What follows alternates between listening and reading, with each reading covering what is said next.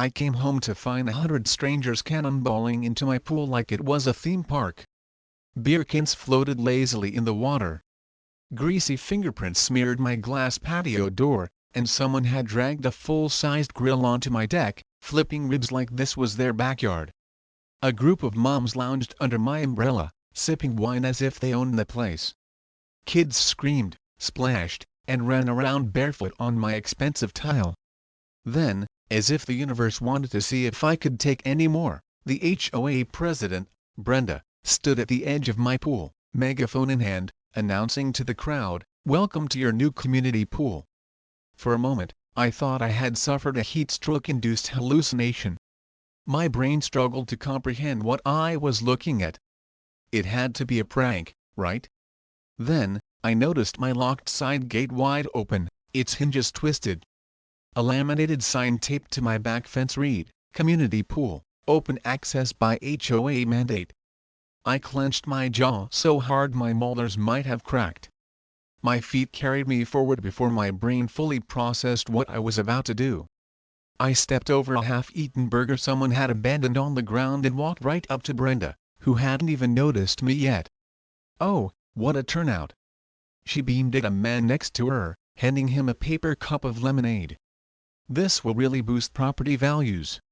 "What the hell is this?" I cut in, my voice dangerously low. Brenda turned, blinking in mock surprise as if I was some random party guest and not the owner of the property she had just invaded. "Oh, Jake, so glad you could join us. The HOA board voted to classify your pool as a community amenity based on a bylaw from 1986, she smiled, utterly unfazed. "We sent a letter, but I assume it got lost in the mail." I could feel the veins in my neck pulsing. "You didn't send a letter." "Well, it was in the monthly newsletter, page 4, in the bottom corner," she said with a casual wave of her hand. "We're all so excited to have this new gathering place. Just think of the community bonding." I looked around at the scene of absolute destruction. Someone had dragged my expensive lounge chair into the pool. A toddler, who clearly had no regard for bathroom etiquette, was standing suspiciously still in the shallow end. My outdoor speaker system blared pop music at full volume. My jaw tightened. "Brenda, you had no right to do this," I said, my voice level, but there was an edge to it now. "This is private property. My pool. My home." Brenda's smile didn't waver. If anything, it grew smugger. "Oh, Jake, when you bought this house, you agreed to the HOA's authority. You should have read the fine print." Oh, I had read the fine print. I had read it very carefully because, unlike Brenda, who enjoyed bullying her way through neighborhood decisions, I had an ace up my sleeve that she had no idea about. The problem was, I had come home expecting a quiet evening, not an act of war. I needed to get my bearings before I launched a counterattack. I exhaled slowly, then, without another word, walked straight to my patio control panel. Brenda barely registered what I was doing as she turned back to some other homeowner. I pressed a button. Instantly, the pool's filtration system shut down. Within seconds, the water turned from crystal clear to a murky green. The partygoers noticed immediately. People wrinkled their noses. Some started climbing out, looking disgusted. One guy lifted his arms out of the water, staring in horror as his skin had taken on a slightly slimy texture. "What's happening?" someone yelped. I leaned casually against the fence, arms crossed. "Oh, that's just what happens when an unsanctioned high bacteria level event occurs in a privately maintained water source." A woman shrieked and scrambled out of the pool, slipping on a wet Dorito someone had crushed into the pavement. A few guys immediately grabbed their towels and hustled toward the exit, muttering about infections. Even Brenda's confident demeanor wavered as she watched her perfect HOA-sponsored event fall apart in real time. I didn't wait for her to recover. I turned to her, speaking just loud enough for the remaining crowd to hear. "You said I should have read the fine print. Funny, because I did." I smiled, the kind of smile that made people nervous. "See, I'm the state water commissioner." The murmur that rippled through the party was delicious. Some people turned to each other in alarm. Others stared at me, realization dawning on their faces. Brenda tried to brush it off, laughing nervously. "Oh, well, I illegally altered private property designation without state approval," I continued, my voice calm but firm. "Not only that, but you knowingly exposed 100 people to untested, non-regulated water. I have half a mind to report this to the health department right now." Brenda's face drained of color. I leaned in slightly, lowering my voice. "You have no idea what you just started." Then, without waiting for her to respond, I walked inside and locked my doors, leaving her standing there, stunned, speechless, and for the first time, very, very worried. Brenda's arrogance had been her greatest weapon in the HOA, but now, for the first time, I had seen it flicker that brief moment of doubt, the realization that she had crossed the wrong person. Continue. I spent the next morning at my desk, sipping coffee and meticulously drafting a complaint. Not an angry email, not a strongly worded letter, but an official state filing, the kind that came with a case number, an investigation, and the kind of bureaucratic nightmare Brenda wouldn't be able to ignore. The HOA had classified my pool as a community amenity without state approval, which, considering I was the one in charge of overseeing water regulations, meant I could weaponize an entire system against her without breaking a sweat. An hour later, I had forwarded the complaint to the Department of Public Health, the state environmental agency, and, for good measure, the tax office, just in case she had misallocated HOA funds. Then, I leaned back in my chair and waited. I didn't have to wait long. By noon, an emergency HOA meeting had been scheduled. I made sure to be there early. The meeting was held in the neighborhood clubhouse, a painfully beige building that smelled like cheap air fresheners and resentment. Brenda sat at the front, her usual smug confidence on display, but I could see the tightness in her jaw. The board members sat beside her, mostly nodding along as she explained that a certain resident was attempting to create unnecessary conflict. When I walked in, conversation stopped. Homeowners exchanged glances, some curious, others annoyed, but a few, I noticed, were starting to look at Brenda with suspicion. That was good. That meant I wasn't the only one who saw through her act. I took a seat near the back and listened as she launched into a speech about neighborhood harmony and working together for the good of the community. She was trying to downplay everything, pretending this was just a minor disagreement instead of an absolute disaster of her own making. I let her talk. I let her feel in control. And then, right when she was at the height of her performance, I stood up. Brenda hesitated, annoyed by the interruption but clearly knowing she couldn't ignore me.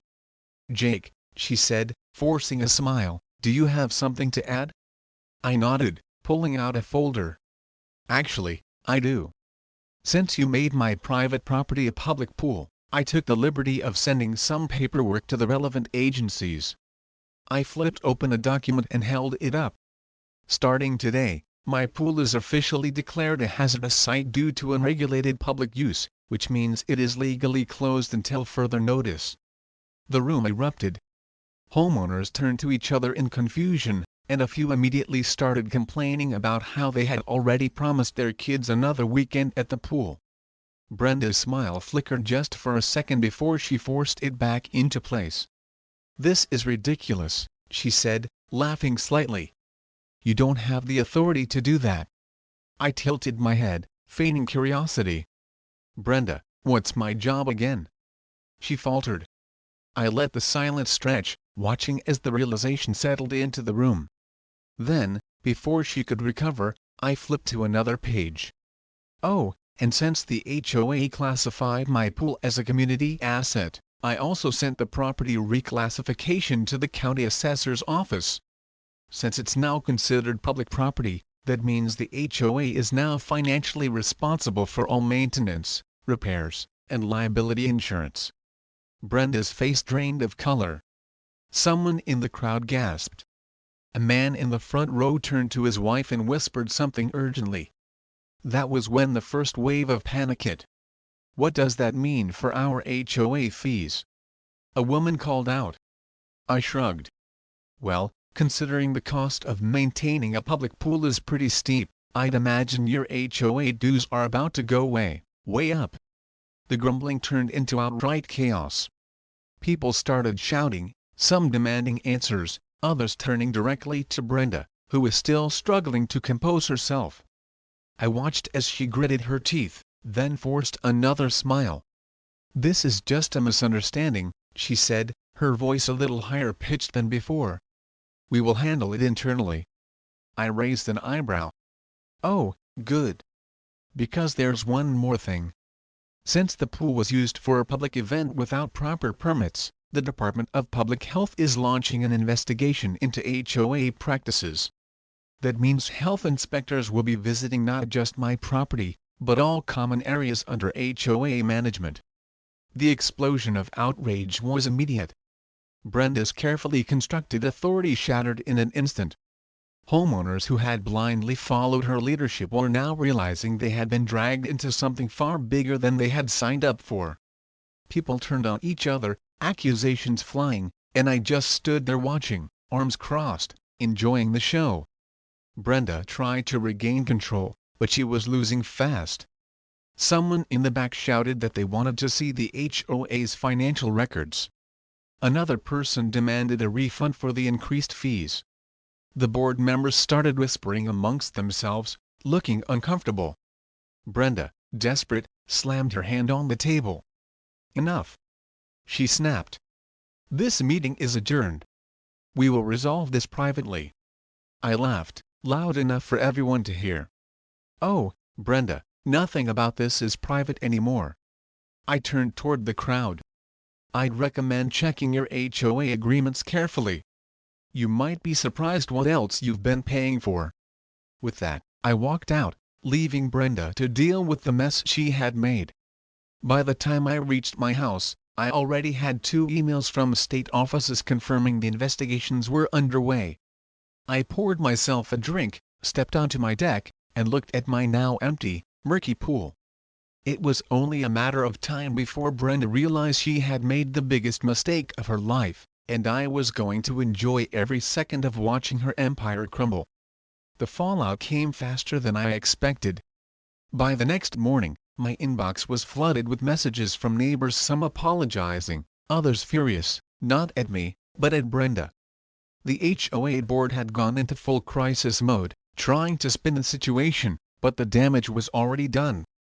The county assessor's office was reviewing the sudden reclassification of my pool. The health department had scheduled an inspection for the HOA's common areas, and state auditors had been made aware of financial irregularities. It was a perfect storm of bureaucratic nightmares, and Brenda was at the center of it. I had barely finished my first cup of coffee when I saw Brenda herself marching up my driveway, her heels clicking furiously against the pavement. She didn't bother knocking. Instead, she stood at the threshold of my front porch, arms crossed, glaring at me like I had personally set her house on fire. "We need to talk," she said through gritted teeth. I took a slow sip of my coffee before answering. "Do we, Brenda?" Brenda inhaled sharply, clearly trying to keep her temper in check. "I don't know what you think you're doing, but this has to stop now." I leaned against the doorframe, tilting my head slightly. "You mean enforcing the law? Holding the HOA accountable? That's my job." Brenda's jaw clenched. "You know damn well this isn't about regulations. This is about you trying to make a point." I smiled. "Oh, I think the point's been made, loud and clear." Brenda's frustration bubbled over, her face turning red. "You have no idea what kind of mess you've made. People are panicking. The board is in chaos. Home values are at risk." I raised an eyebrow. "You mean your control over them is slipping?" She scoffed, shaking her head in disbelief. "You really think you've won, don't you? You think you can just pull a few strings, make a few calls, and get rid of me?" I took another sip of my coffee, letting the silence stretch between us. Then, I shrugged. Yeah. For the first time since I had met her, Brenda looked genuinely rattled. She had built her power in this neighborhood on intimidation and manipulation, and for years, no one had dared challenge her. But she had made the mistake of assuming I was just another homeowner she could push around. She had underestimated me, and now she was realizing that there was nothing she could do to stop what was coming. The sound of a car pulling up distracted us both. We turned just in time to see two men in suits stepping out of a black sedan. One of them carried a clipboard. The other had a badge clipped to his belt. Brenda paled. "State auditors," I said casually, nodding toward them. "Right on time." Brenda's hands clenched into fists. She looked at me one last time, her eyes full of unfiltered rage, then turned on her heel and stormed back down the driveway without another word. I watched as the auditors approached her, introducing themselves with firm handshakes and professional smiles. Brenda barely managed a polite nod before they started questioning her about the HOA's financial records. I closed the door, a satisfied smirk playing on my lips. It wasn't over yet, but the walls were closing in around her, and she knew it. Over the next few days, things unraveled even faster than I had anticipated. The health department's inspection uncovered multiple violations in the HOA's common areas, including unsafe playground equipment, improperly maintained walkways, and a clubhouse bathroom that, according to the inspector, should have been condemned years ago. Residents were outraged, realizing that the fees they had been paying for maintenance had apparently not been used for maintenance at all. The financial audit was even worse. It turned out Brenda had been pocketing thousands in unauthorized administrative fees, overcharging residents for services that were either never performed or dramatically inflated in cost. The more the auditors dug, the more they found, and within a week, Brenda's once loyal supporters had turned against her completely. At the next emergency meeting, Brenda tried to defend herself, insisting that everything had been done in the best interest of the community. But the evidence against her was overwhelming. The board had no choice but to remove her from her position, and within days, legal action was being discussed. The HOA was in shambles, and for the first time, the residents realized they had a choice. They could either elect new leadership and try to salvage what was left of the organization, or they could dissolve it entirely. I already knew what I wanted. I had no interest in replacing Brenda. The problem wasn't just her. It was the entire system that gave people like her power in the first place. And so, I did what I should have done from the very beginning. I filed a petition to dissolve the HOA altogether. At first, some residents resisted the idea. They had been conditioned to believe that an HOA was necessary, that without it, the neighborhood would fall apart. But as the truth about Brenda's corruption spread, more and more people began to see things differently. They realized that the HOA had done nothing but make their lives more complicated, that the promises of increased property values were just a smokescreen for unnecessary rules and fees. The vote was held 2 weeks later. It wasn't even close. The HOA was officially dissolved, and for the first time in decades, homeowners were free from its control. Brenda, unsurprisingly, did not take the news well. She tried to fight it, threatening legal action, but without the backing of the board, she had no real power left. And when the final audit results came in, revealing even more financial misconduct, she had bigger problems to deal with. She was facing heavy fines, potential criminal charges, and worst of all, complete and utter humiliation. Her house went up for sale a month later. Rumor had it she was moving to another state, trying to start over somewhere new. I didn't care enough to find out the details. I was too busy enjoying my newfound peace. With the HOA gone, I finally got to use my pool again. No random parties, no entitled neighbors treating my backyard like a public park, just me, a cold drink, and the satisfaction of knowing that justice had been served. A few weeks after everything settled down, my best friend called me up and told me he had just bought a new house. When I asked where, he laughed and said, "Right next door to you." I nearly dropped my drink. "You're kidding." "Nope," he said. "Brenda's old place. Figured I'd move in, keep an eye on things, Maybe turn it into an Airbnb. I shook my head, chuckling. You're unbelievable. Hey, he said, at least I won't try to claim your pool. I laughed. For the first time since this whole ordeal began, I felt completely at ease. The nightmare was over, and I had come out on top. As I leaned back in my chair, staring up at the clear blue sky, I realized something. Sometimes, the best revenge isn't just winning. It's making sure the people who try to screw you over know, without a doubt, that they never stood a chance. Valuable lesson: this story highlights the importance of understanding your rights and responsibilities, especially when dealing with organizations like HOAs. It also demonstrates that standing up for yourself, even against seemingly powerful figures, can lead to positive change. Never underestimate the power of knowledge and a well-executed plan. What are your thoughts on this story? Have you ever dealt with a difficult HOA or neighbor? Share your experiences in the comments below. And don't forget to subscribe to the channel for more engaging stories and valuable insights.